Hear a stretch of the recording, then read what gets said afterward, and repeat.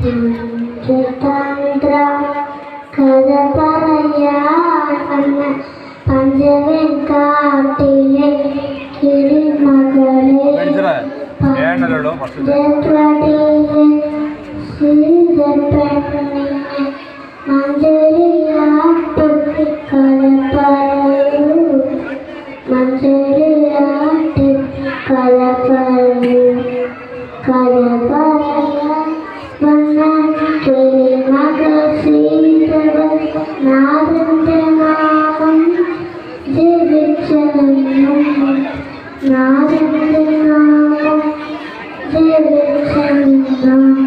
ജപസ്വരം കേട്ടപ്പോൾ കരിച്ചിരിക്കുന്ന ജപസ്വരം കേട്ടപ്പോൾ കരിച്ചിരിക്കുന്ന ശാപമോക്ഷത്തിൻ കഥ പറയൂ ശാപമോക്ഷത്തിൻ പറയൂ